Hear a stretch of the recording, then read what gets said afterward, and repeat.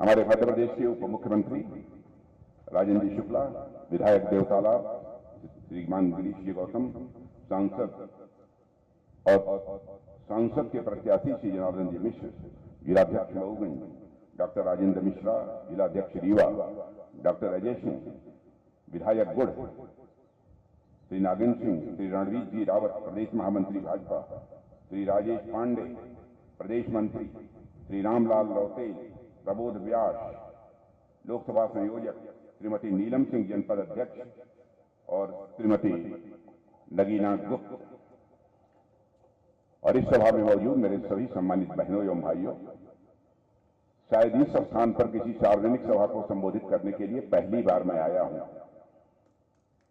रीवा की कई सार्वजनिक सभाओं को संबोधित कर चुका हूं, लेकिन शायद इस स्थान पर पहली बार मेरा आना हुआ है। आप लोगों ने स्वागत किया, लेकिन स्वागत और अभिनंदन कभी एक तरफा नहीं होना चाहिए, इसलिए मैं भी अपनी तरफ से आप सभी बहनों भाइयों का हार्दिक अभिनंदन करता हूं, आप सभी का स्वागत करता हूं। आप सभी जानते हैं कि आज के कुछ समय पहले मध्य प्रदेश में विधानसभा का चुनाव हुआ है। मध्य प्रदेश के बारे में देश के किसी भी कोने में मैं जाता था, लोग ये कहते थे लंबे समय से 2003 से मध्य प्रदेश में भारतीय जनता पार्टी की सरकार है, लेकिन इस बार चुनाव में मामला डमाडोल है। भाजपा की सरकार मध्य प्रदेश में नहीं बन पाई, और ईमानदारी की बात है, मेरे मन में भी यह शंका पैदा हो गई। लेकिन जब मध्य प्रदेश की सार्वजनिक सभाओं को संबोधित करने के लिए मैं यहां पर आया, और यहां से लौटने के बाद हमारी प्रधानमंत्री जी से बात हो रही थी, तो मैं प्रधानमंत्री जी को कहा कि प्रधानमंत्री जी, मैं पूरी तरह से आश्वस्त हूं, भारी भरकम बहुमत से मध्य प्रदेश में भारतीय जनता पार्टी की सरकार बनने जा रही है। और बहनों भाइयों, आप लोगों ने भारतीय जनता पार्टी की झोली भर दी विधानसभा के चुनाव में। पिछली बार मैं सिंगरौली, सीधी, यहां की सार्वजनिक सभाओं को संबोधित कर रहा था, तो एक चिंता भी मैंने व्यक्त की। मैंने कहा 4 महीने पहले मध्य प्रदेश के लोगों ने वोट डाला है, प्रचार किया है, और 4 महीने के बाद फिर से वोट डालना, प्रचार करना। तो मैंने यह कहा था कि वन नेशन वन इलेक्शन, एक देश एक चुनाव होना चाहिए, एक ही बार में सब निपट जाए, उसके बाद जो है और शेष जो हमारे स्थानीय निकाय के चुनाव हैं वह एक बार में हो जाए, 2 बार चुनाव इससे ज्यादा 5 साल में नहीं होना चाहिए। यह बात मैंने उस समय कही, यहां के अखबारों में छपा भी होगा। लेकिन मध्य प्रदेश में जो भारतीय जनता पार्टी की सरकार रही है, मुझे याद है 2003 के पहले, क्योंकि 2003 के पहले उत्तर प्रदेश का मुख्यमंत्री मैं भी था, उस समय भी मैं मध्य प्रदेश आया था। लोग कहते थे मध्य प्रदेश ये बीमारू राज्य है। 2003 के बाद भी कुछ समय तक बराबर मध्य प्रदेश को लोग बीमारू राज्य ही कहते रहे, लेकिन पता नहीं आप लोगों को जानकारी है कि नहीं है,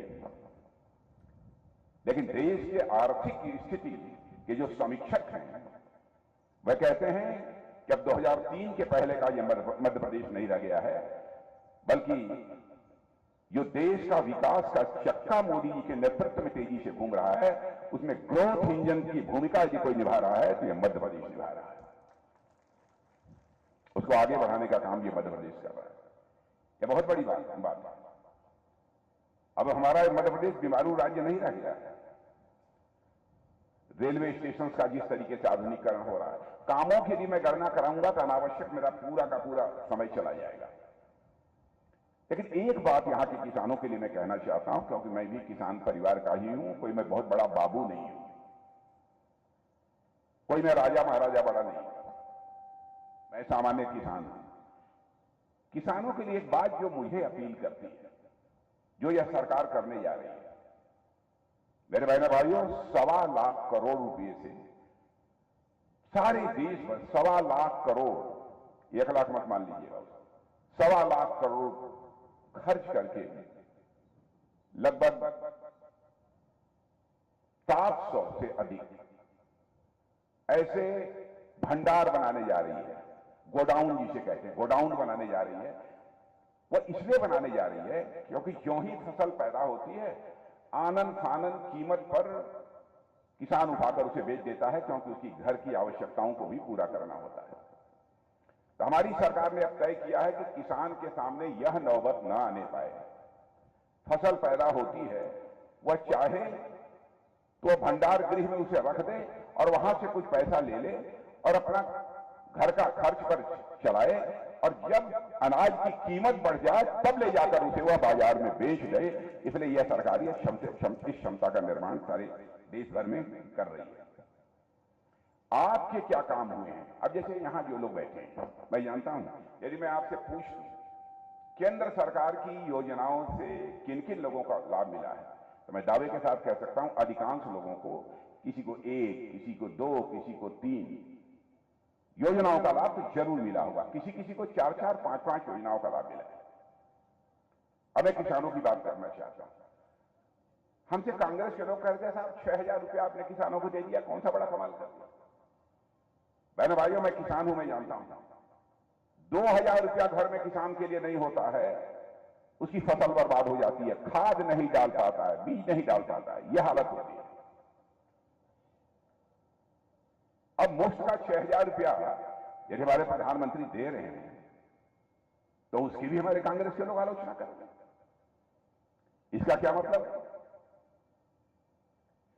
बहुत सारी, मैं योजना की जानबूझकर चर्चा नहीं कर रहा हूं, मैं गिनाना शुरू करूंगा तो घंटे भर का समय मेरा इसी में चला जाएगा।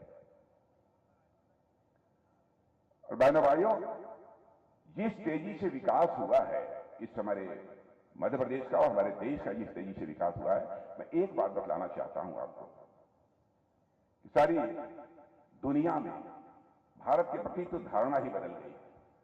भारत के प्रति लोगों की धारणा ही बदल गई और लोग यह मानते हैं,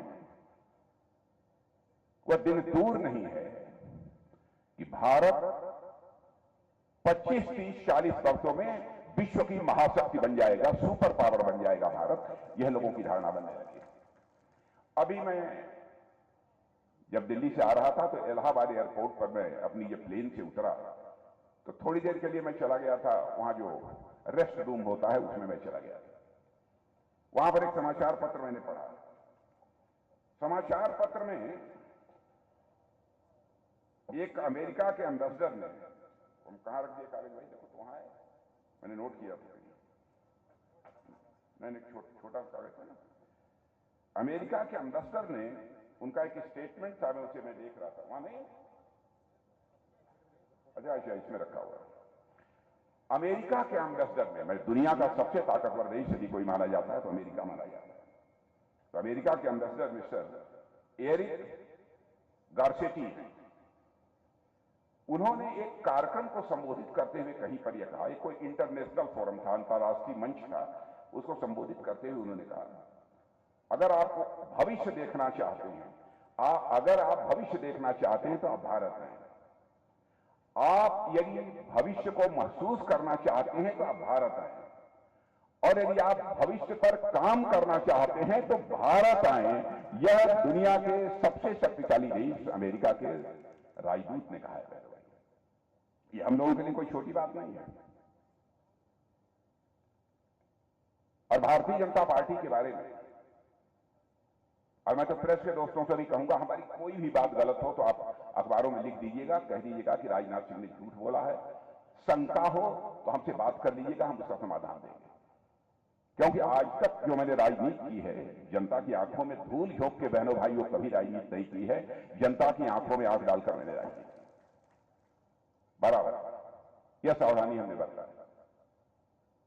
हम जो कहते हैं वह करते हैं। मैं यह नहीं कह रहा हूं हमारा नीचे का कार्यकर्ता कुछ बोल दिया था, किसी ने और चलते फिरते कुछ बोल दिया, उसी को भाजपा का आप स्टेटमेंट मान लें। चुनाव होता है तो घोषणा पत्र हम तैयार करते हैं, सोच समझ नाप तौल कर हम घोषणा पत्र तैयार करते हैं। हमारे मोदी जी ने तो इतनी सावधानी बरतते हैं कि 2014 में जब वो प्रधानमंत्री के उम्मीदवार बने थे तो राष्ट्रीय अध्यक्ष नहीं था। उस समय भी उन्होंने कहा कि राजनाथ जी देख लीजिएगा चुनावी घोषणा पत्र, कहीं कुछ ऐसा ना हो जाए हम उसमें कह दें कुछ और कर ही न पाए। और 2019 में कहा कि घोषणा कमेटी के चेयरमैन कोई बनेगा, राजनाथ सिंह ही बने, हम ही को बना दिया। 2024 में भी हम ही को बना दिया। नाप तौल कर चीजों को चाहते हैं कि घोषणा पत्र में शामिल किया जाए ताकि जो कहा जाए वो हो। अब मैं याद दिलाना चाहता हूं 1984 में फिर लगातार हम लोग अपने घोषणा पत्र में भाजपा ये कहती चली आ रही है कि हमारी सरकार बनेगी, संसद के दोनों सदनों में बहुमत मिलेगा, तो अयोध्या की धरती पर भव्य राम का मंदिर बनने से दुनिया की हमें कोई ताकत रोक नहीं पाएगी। बहनों भाइयों, आपने देखा कि आपने संसद के दोनों सदनों में बहुमत दे दिया, हुआ है अदालत के फैसले से, लेकिन अवसर हमको मिला है, अवसर हम लोगों को मिला है कि अयोध्या की धरती पर आज भव्य राम का मंदिर बनकर खड़ा हो गया। मर्यादा पुरुषोत्तम भगवान राम अपनी झोपड़ी से निकलकर अपने महल में स्थापित हो चुके हैं। बहने भाइयों, मुझे तो ऐसा लगता है कि भारत में अब राम राज्य आने का यह शुभ संकेत है। राम राज्य हम कहते किसे? जब लोगों के अंदर अधिकार बोध के बजाय कर्तव्य बोध यह ज्यादा पैदा हो। और आपने देखा कि सारा संकट रामायण काल में भी खड़ा हुआ था कैकेयी के कारण ही ना, क्योंकि उनके अंदर अधिकार बोध ज्यादा पैदा हो गया था, कर्तव्य बोध नहीं था। शेष लोगों ने तो अपने कर्तव्य का ही निर्वाह किया था। मुझे ऐसा लगता है हम लोगों ने कहा था धारा 370 समाप्त कर देंगे, चुटकी बजाकर समाप्त कर दिया। अब ट्रिपल तलाक, लोग कहते हैं साहब भाजपा वाले हिंदू मुसलमान की बात करते हैं।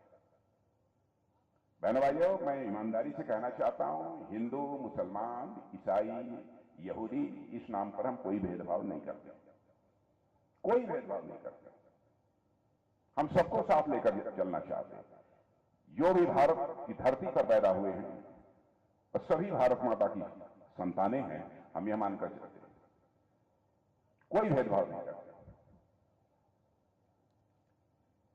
और यह आरोप तब और तेजी से लगाना लोगों ने प्रारंभ किया जब हम लोगों ने कहा कि 3 तलाक की प्रथा को हम समाप्त करेंगे, ये हमारी सरकार बनेगी। हमने तो बहुत पहले कहा था, ऐसा नहीं है कि किसी की आंखों में धूल झोंक कर हमने इसे समाप्त कर दिया। हमारी प्रतिज्ञा थी, हमारा वचन था। क्यों? क्योंकि हिंदू हो, ईसाई हो, मुसलमान हो, यहूदी हो, पारसी हो, किसी परिवार की मां बहन, बहनों भाइयों, हमारी मां बहन है यह मानकर भारतीय जनता पार्टी के लोग चलते हैं। नारी का सम्मान यह हमारी प्राचीन परंपरा रहा है। नारी को शक्ति स्वरूपा माना गया है हमारे यहां देश में। अब कोई किसी से शादी करके और 10 दिन के बाद 3 बार तलाक तलाक तलाक बोल दे, उसकी छुट्टी कर दे, तो दुनिया में कोई इसे भले ही बर्दाश्त कर ले, लेकिन भारतीय जनता पार्टी बर्दाश्त नहीं कर सकती। सत्ता आए अथवा जाए इसकी हमको परवाह नहीं है, लेकिन नारी शक्ति को अपने हिंदुस्तान की धरती पर हम कभी अपमानित नहीं होने देंगे। यदि मैं देखूं तो बहुत सारे ऐसे मामले हैं जिन पर की बहुत दिलेरी के साथ हमारी सरकार ने कदम लिया। अब गरीबी मध्य प्रदेश के लोगों ने अच्छी खासी देखी है, मैं जानता हूं, लेकिन मैं कह सकता हूं बड़ी संख्या में लोग मध्य प्रदेश में भी गरीबी के संकट से बाहर निकले हैं, जिसे अति गरीब कहते हैं। खाने की भी मुसीबत थी, यह हालत थी मध्य प्रदेश में, क्योंकि मैं बहुत पहले से आता जा रहा हूं, हमारे रिश्ते नाते भी यहां पर यह हालत हो गई थी। लेकिन मैं नहीं कह रहा हूं, एक नीति आयोग है और उसके अतिरिक्त दूसरी आर्थिक संस्थाएं हैं, इन लोगों ने कहा है भारत में 25 करोड़ लोग पिछले 10 वर्षों में मोदी जी के प्रधानमंत्री बनने के बाद गरीबी की रेखा से बाहर निकल चुके हैं। बहनों भाइयों, क्या इससे हमको गौरव की अनुभूति नहीं होती है? अभी बैठे बैठे मैं गिरीश जी से भी चर्चा कर रहा था, जनार्दन जी से और राजेंद्र जी से। 5-5 किलो राशन ये मुफ्त में मिल रहा है, ये 2029 तक मिलेगा। आंख बंद करके लेते रहिए, 2029 तक मिलेगा। और मध्य प्रदेश में मैं जानता हूं, मध्य प्रदेश का, उत्तर प्रदेश, बिहार, सभी जगह किसी किसी परिवार में 3-3, 4-4 लोग 5-5 किलो ले रहे हैं। ईमानदारी की बात है, आप लोग चुप्पी साधे हैं, लेकिन ईमानदारी की बात है कि परिवार में कहीं कहीं 3-3, 4-4, 5-5 लोग ले रहे हैं। एक परिवार में 20 किलो 25 किलो भी ये मुफ्त राशन पहुंच रहा है। यह हालत हो गई। कोई यह कहे कि हम भूख से दम, हमें परिवार भूख से दम तोड़ दिया, तो मैं समझता हूं कि वह किसी भी सूरत में संभव नहीं। शासन की संवेदनशीलता, बड़े परिवारों के यदि माताएं बहनें यदि गैस सिलेंडर से खाना बनाती हैं, तो सबसे गरीब महिला को भी गैस सिलेंडर से ही खाना बनाने का अवसर मिलना चाहिए। ऐसी सोच पहली बार किसी राजनीतिक पार्टी के अंदर पैदा हुई तो भारतीय जनता पार्टी में पैदा हुई। छोटी छोटी चीजें, 5 लाख रुपए तक का मुफ्त इलाज, क्या कहेंगे? ये कोई सामान्य बातें नहीं, बहुत सारी ऐसी चीजें। सब मिला जुलाकर मुझे कहना हो तो मैं कह सकता हूं बहनों भाइयों कि हमारी मोदी जी की सरकार का ट्रैक रिकॉर्ड ये बहुत ही शानदार है, बहुत ही शानदार है ट्रैक रिकॉर्ड। भारत की प्रतिष्ठा मोदी जी ने सारी दुनिया में बढ़ाई है, इसमें कहीं दो राय नहीं। मैं बहुत सोच समझ कर बोल रहा हूं, हमारे पास आंकड़े हैं, मैं सिद्ध कर सकता हूं, तो कोई टाल नहीं सकता। पता नहीं आप लोगों को बताया है लोगों ने कि नहीं बताया है, लेकिन पढ़े लिखे लोगों को जानकारी होगी। धन दौलत के मामले में, इकोनॉमी की साइज, अर्थव्यवस्था के आकार के मामले में हमारा भारत पहले दुनिया के देशों में 11वें स्थान पर था, और आज के 2 साल पहले ही हमारा यह भारत जो धन दौलत के मामले में, अर्थव्यवस्था के आकार के मामले में दुनिया के देशों में 11वें स्थान पर खड़ा था, वह जंप लेकर आज दुनिया में 5वें स्थान पर भारत आ गया है। और भारतीय नहीं, वित्तीय फर्म, फाइनेंशियल फर्म्स जो सारी दुनिया की हैं, वह कहती हैं भाई भारत जितनी तेजी के साथ आगे बढ़ रहा है, 2027 2024 है, 2026 समाप्त होते होते ही हमारा भारत दुनिया की टॉप 3 कंट्रीज में आकर खड़ा हो जाएगा, दुनिया के 3 देशों में खड़ा हो जाएगा। और मैं भी विज्ञान का ही छात्र रहा हूं, अर्थशास्त्र के बारे में भी थोड़ी बहुत मैं जानकारी रखता हूं। मैं भी कह रहा हूं कि विश्वास के साथ जिस तरीके से देश की अर्थव्यवस्था आगे बढ़ रही है बहनों भाइयों, 2047 में भारत विकसित भारत बन जाएगा, जो हमारे प्रधानमंत्री जी का सपना है। लेकिन मुझे लगता है कि 2070-2072 आते आते विश्व की सबसे बड़ी आर्थिक शक्ति यदि कोई बनेगा तो हमारा और आपका भारत ये बनेगा, हमारा और आपका देश भारत बनेगा। ऐसा मेरा पक्का विश्वास है। भारत के बारे में धारणा लोगों की बदल गई है। पहले हम लोग जाते थे, ये भाषण करते थे अंतर्राष्ट्रीय मंचों पर, तो हमारी बातों को गंभीरतापूर्वक नहीं लेते थे। आज यदि हम बोलते हैं तो कान खोलकर सुनते हैं कि भारत बोल क्या रहा है। यह भारत की हैसियत बन गई है। भारत का कद बहुत ऊंचा हुआ है। सब मिला जुलाकर कहना हो तो मैं कहूंगा कि मोदी जी के काम का ट्रैक रिकॉर्ड बहुत शानदार है। अब एक घटना मैं आपको बताना चाहता हूं। मैं चूंकि रक्षा मंत्रालय से, तो हमारे इंडियन नेवी, जल सेना जानते हैं नेवी के लोग, नेवी के 8 अधिकारी कतर में काम करते थे, दूसरे देश कतर में काम करते थे, रिटायर हो चुके थे, रिटायरमेंट के बाद कतर में काम करते थे। किसी मामले में कतर की अदालत ने उनको फांसी की सजा दी, लेकिन ये तो हमारे भारत के नागरिक, हमारे प्रधानमंत्री ने चिंता की, और उसके बाद हमारे प्रधानमंत्री ने टेलीफोन उठाकर कतर के राष्ट्रपति से सीधे बात की। और बहनों भाइयों, आपको जानकर खुशी होगी, अदालत का फैसला था, लेकिन कतर के राष्ट्रपति ने हमारे नौसेना के 8 अधिकारियों को माफ कर दिया और वह फिर कतर से चलकर भारत आ गए। यह भारत की हैसियत बनी है दुनिया में, यह कोई छोटी बात नहीं है। ऐसी कई घटनाएं हैं। ऐसे रूस और यूक्रेन की जब लड़ाई चल रही थी, अभी चली रही है, 2 साल से चल रही, जब शुरू हुई थी तो हमारे देश के लगभग वहां पर 26-27 हजार बच्चे रहते हैं। उनके माता पिता शोर मचाने लगे कि कब हमारे बच्चे की जान चली जाए। वहां कुछ कहा नहीं जा सकता, क्योंकि रूस से भी मिसाइल चल रही थी, यूक्रेन से मिसाइल, बम, गोले, बारूद, सब कुछ चल रहे थे। तो लोगों ने कहा मोदी जी चाहे जैसे भी हमारे बच्चे को यूक्रेन से निकालकर बाहर ले आइए, क्योंकि इनके बच्चे पढ़ रहे थे, कोई मेडिकल की पढ़ाई कर रहा था, कोई इंजीनियरिंग की पढ़ाई कर रहा था। जिस काम को दुनिया में कोई नहीं कर पाया, हमारे प्रधानमंत्री ने टेलीफोन उठाया, रूस के राष्ट्रपति मिस्टर पुतिन से बात की, यूक्रेन के राष्ट्रपति मिस्टर जेलेंस्की से बात की और अमेरिका के राष्ट्रपति मिस्टर बाइडेन से बात की। मेरे बहनों भाइयों, 4.5 घंटे के लिए युद्ध रुक गया और हमारे 22,500 भारतीय नौजवान वहां यूक्रेन से चलकर भारत आ गए।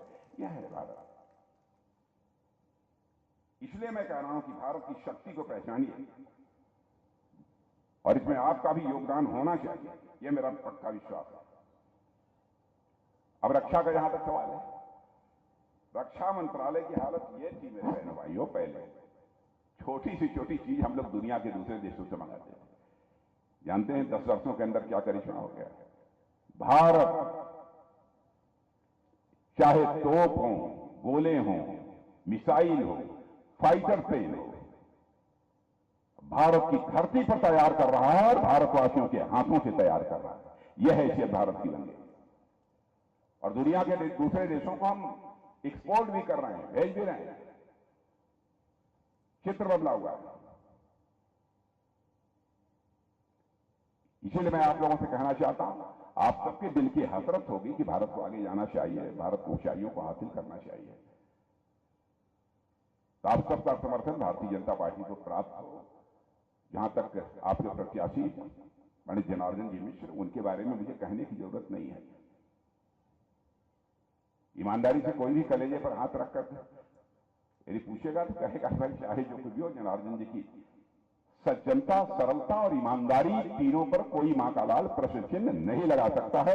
यह बात मैं दावे के साथ कह सकता हूं। हाँ, यह कभी कोई शिकायत कर सकता है, किसी काम के लिए गया, अरे साहब हमारा फलनवा कमुआ तो नहीं है, ई तो हो जाए, मान लेते, क्योंकि भगवानों सबका काम नहीं करते। तो लोग समझता हो हम देहाती भाषा बोल नहीं लगता, लेकिन हमारी भाषा तो हमारे बोल कौनों के बोल में अंतर है। क्यों? थोड़ा अंतर है। तो कुछ ज्यादा भाई कह के है, बस यह जनार्दन जी के जिताए दरिया से बजे में इस बात तभी गर्मी वर्मी है, चिंता कैली है जाएगी ताकि वोट वोट घर का ठीक ठाक पड़ जाए। हाँ, जब घर से चली आ जा तो घर वाली के पूरे परिवार विवाह के साथ लेके वोट डाले जाइए, नहीं कि अकेले निकल गए। ठीक है, चलें। बस इतना ही अंत में कहना चाहूंगा। सारी दुनिया इस समय कह रही है, सारी दुनिया के राष्ट्राध्यक्ष कह रहे हैं, दुनिया में 21वीं सदी यदि किसी की होने जा रही है तो हमारे और आपके देश भारत की होने जा रहे हैं। मेरे भाइयों, तो इस 21वीं सदी भारत की, भारत का मस्तक सारी दुनिया में ऊंचा करेगी, मुझे पक्का विश्वास है। आप सबको मेरी तरफ से बहुत बहुत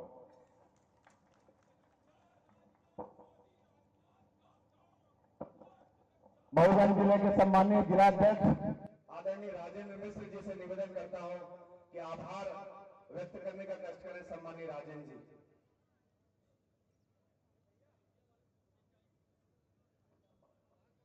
भारतीय राजनीति के पुरोधा